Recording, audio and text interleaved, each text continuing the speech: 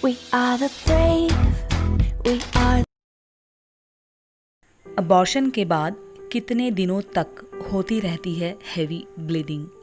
गर्भपात के बाद महिला को अपना विशेष ख्याल रखना होता है, क्योंकि इसके बाद अधूरे गर्भपात या संक्रमण का खतरा बना रहता है। हम उन सभी ज़रूरी बातों पर गौर कर रहे हैं जिनके गर्भपात के समय होने की संभावना ज़्यादा रहती है। महिलाओं में अबॉर्शन करा लेना, उसके बाद हैवी ब्लीडिंग को लेकर बहुत ज़्यादा परेशानी होती है, सोच में पड़ जाती हैं।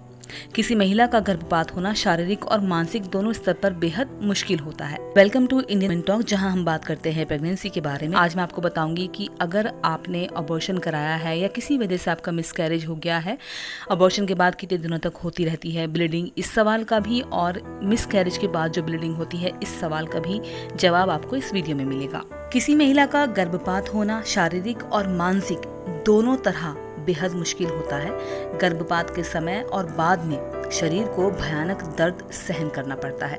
इस दौरान महिला का शरीर कई बदलावों से भी गुजरता है। गर्भपात या अबॉर्शन के बाद जो सबसे बड़ी समस्या महिलाओं के साथ होती है वो है हैवी ब्लीडिंग की।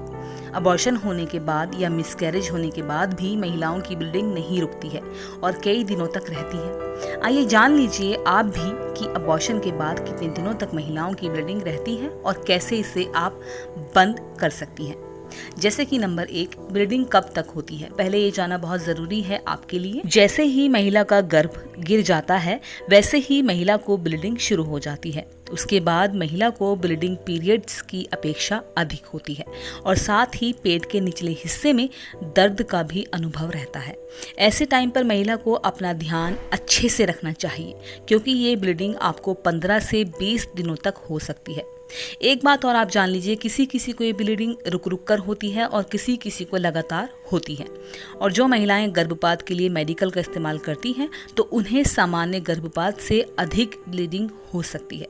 ऐसे में महिलाओं को स्वस्थ होने में भी काफ़ी समय लग सकता है।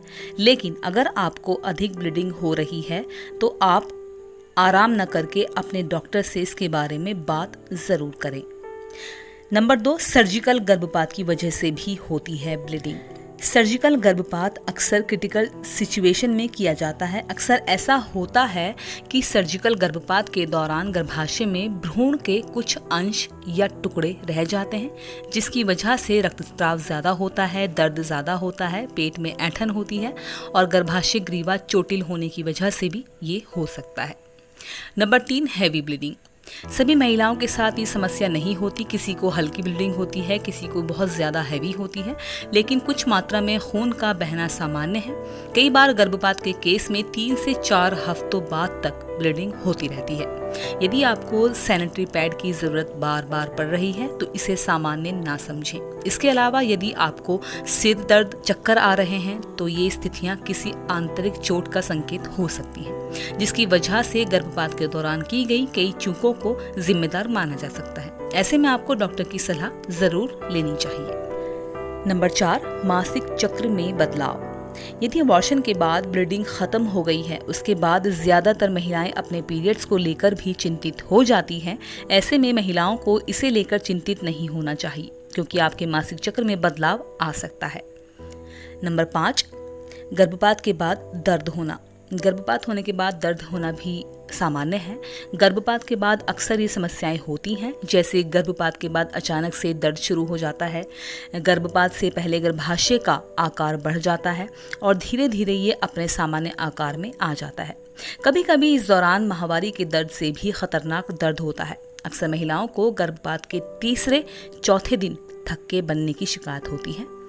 इसके उपाय भी हैं दोस्तों। अगर आपको हैवी ब्लीडिंग होती है तो इसके उपाय भी हैं, जैसे कि इस भयानक दर्द से निजात पाने में गर्म द्रव्यों का सेवन, गर्म पानी के थैले का इस्तेमाल करना फायदेमंद होता है। यदि इन सबसे बावजूद भी दर्द कम नहीं होता तो आपको डॉक्टर से बात करनी चाहिए।